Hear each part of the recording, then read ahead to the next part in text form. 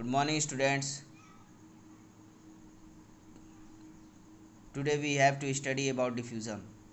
In the previous lecture, we have studied that what is matter and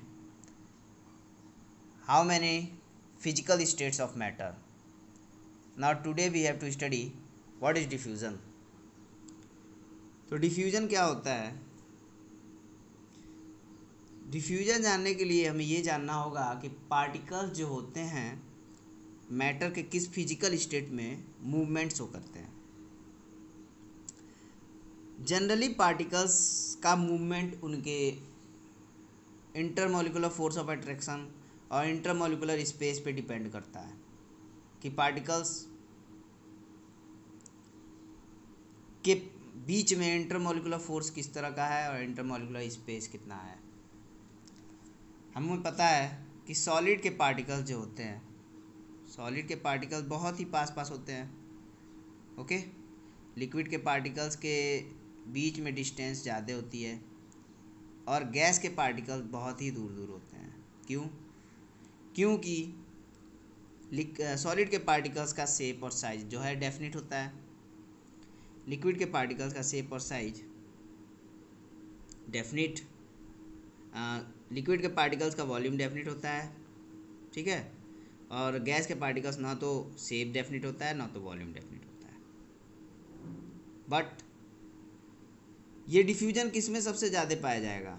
gas के particles में. क्यों? क्योंकि gas के पार्टिकल्स में मूवमेंट सबसे ज़्यादा होती है, क्योंकि उनके पार्टिकल्स के बीच में इंटरमोलिकुलर फोर्स ऑफ अट्रैक्शन बहुत ही वीक होता है. लिक्विड के पार्टिकल्स में intermolecular force of attraction gas के पार्टिकल्स के कंपेरिजन में थोड़ा ज़्यादा होता है, जिस वजह से उनमें डिफ्यूजन, लिक्विड के पार्टिकल्स में डिफ्यूजन जो होगा गैस के पार्टिकल्स से कुछ कम होगा, जबकि सॉलिड के पार्टिकल्स में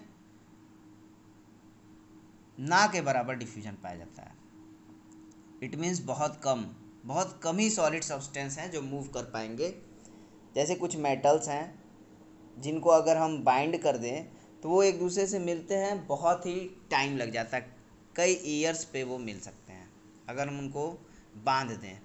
जिंक और कॉपर को अगर जब हम बांध देते हैं, दोनों सॉलिड स्टेट में हैं, तो ये आपस में इंटरमिक्स हो सकते हैं.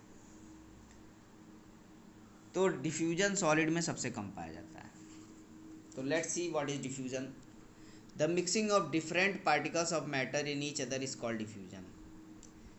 मैटर के डिफरेंट पार्टिकल्स, विभिन्न पार्टिकल्स का, पार्टिकल्स मतलब एटम्स और मॉलिक्यूल्स जो मैंने आपको बताया था, आपस में मिक्स होना डिफ्यूजन कहलाता है. Diffusion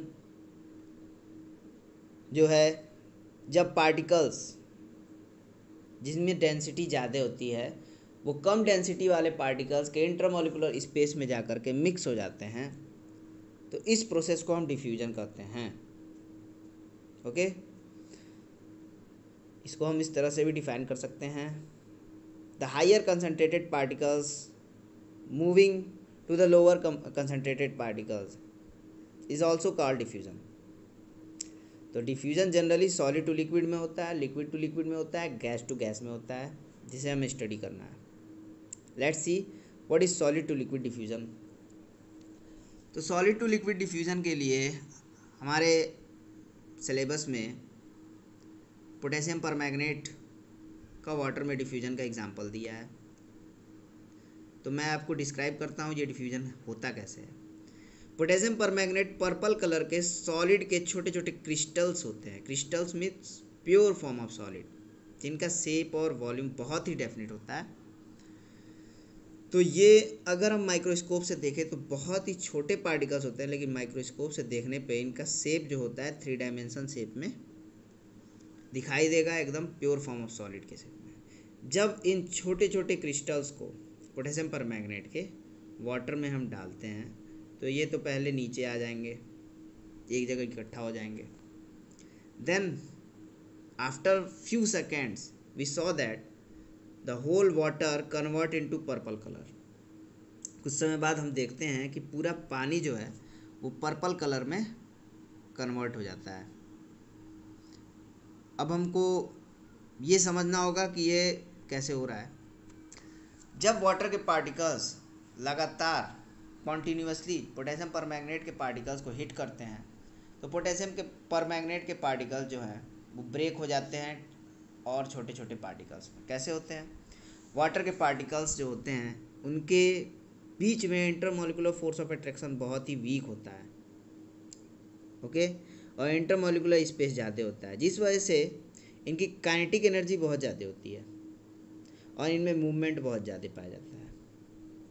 that's why they continuously hit the potassium permanganate particles and the potassium permanganate particles break down and goes between the intermolecular space of water particles. Therefore this diffusion takes place and the whole water converted into purple color. This process is called the diffusion of potassium permanganate into water and this is an example of solid to liquid diffusion. Okay, तो ये हमारा solid to liquid diffusion का example था। ठीक, अब हम देखते हैं लिक्विड टू लिक्विड डिफ्यूजन क्या होता है और कैसे होता है। तो liquid to liquid diffusion solid to liquid diffusion से भी तेज़ी से होता है। क्यों? क्योंकि लिक्विड के पार्टिकल्स में काइनेटिक एनर्जी बहुत ज़्यादा होती है तो वे और तेज़ी से एक दूसरे से मिक्स करेंगे। काइनेटिक एनर्जी क्यों ज़्यादा होती है? बिकॉज लिक्विड के पार्टिकल्स के बीच में इंटरमोलिकुलर फोर्स ऑफ अट्रैक्शन बहुत ही कम होता है, दूर दूर होते हैं, आसानी से मूव कर सकते हैं और जिन पार्टिकल्स की वेलोसिटी ज़्यादा होगी, ओके, तो उनमें काइनेटिक एनर्जी ज़्यादा होता है। काइनेटिक एनर्जी का फॉर्मूला हमें पता है, half mv²। Okay, kinetic energy का फॉर्मूला हाफ mv² होता है। तो जिस वजह से वेलोसिटी ज़्यादा हो जाती है, स्पेस ज़्यादा होने की वजह से, और उनकी काइनेटिक एनर्जी ज़्यादा हो जाती है। काइनेटिक एनर्जी ज़्यादा होने की वजह से एक दूसरे के इंटरमोलिकुलर स्पेस में ईजिली वो मूव कर सकते हैं और liquid to liquid diffusion place कर लेता है। तो आपके सिलेबस में जैसा कि एक कॉपर सल्फेट जो होता है ब्लू कलर का लिक्विड होता है, okay, when we take a glass rod, अगर हम मान लीजिए एक ग्लास रॉड लेते हैं, क्या लें? ग्लास रॉड, ठीक है। अब इस ग्लास रॉड को एक स्टैंड से में सेट कर दें, ठीक है, और उसमें वाटर फिल कर दें और उसमें केवल 2 और 3 ड्रॉप्स ऑफ 2 से 3 ड्रॉप हम किसके कॉपर सल्फेट के डाल दें, तो ये होल जो वाटर है after few second blue colour में कन्वर्ट हो जाता है। किस कलर में? ये होल वाटर जो है after few second whole water blue colour में कन्वर्ट हो जाता है, ठीक है। तो ये प्रोसेस कैसे हो रहा है? This process takes place by the diffusion of liquid to liquid diffusion. This process takes place by liquid to liquid diffusion. जैसा कि मैंने बताया, कॉपर सल्फेट के पार्टिकल्स की डेंसिटी ज़्यादा है, वाटर के पार्टिकल्स कॉन्टीन्यूसली उसको हिट करेंगे काइनेटिक एनर्जी की वजह से, उसके पार्टिकल्स वाटर के इंटरमोलिकुलर स्पेस में इंटरमिक्स हो जाएंगे और ये डिफ्यूजन यहाँ पे ये डिफ्यूजन प्लेस कर लेगा, ओके। तो ये हमारा लिक्विड टू लिक्विड डिफ्यूजन का एग्जांपल था। अब हमें गैस टू गैस डिफ्यूजन का एग्जांपल देखना है। तो गैस टू गैस डिफ्यूजन का एग्जांपल भी आप सिंपली इस तरह से जान सकते हैं कि गैस के पार्टिकल्स की काइनेटिक एनर्जी सबसे ज़्यादा होगी।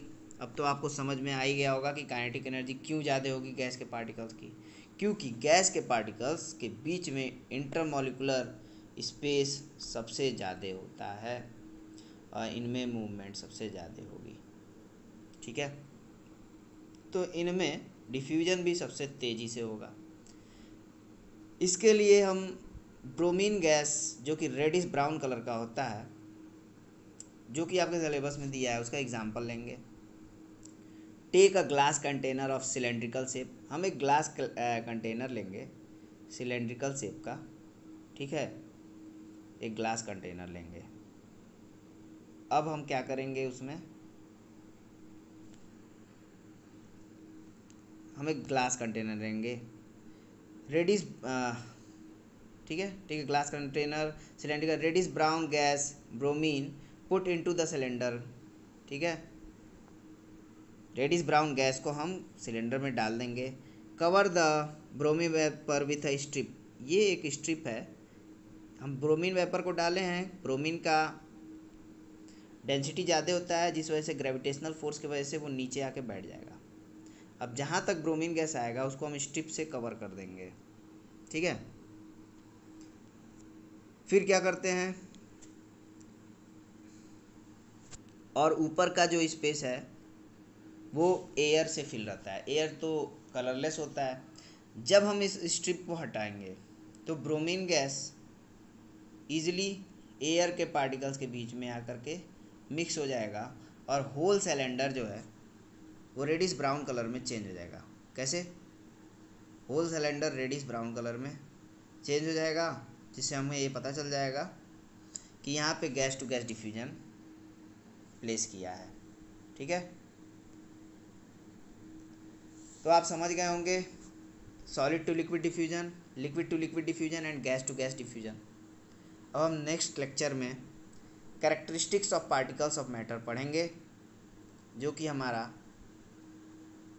बहुत ही इम्पोर्टेंट टॉपिक है कि पार्टिकल्स जो होते हैं, जो एटम्स और मॉलिक्यूल्स होते हैं मैटर की, उनका कैरेक्टर क्या होता है।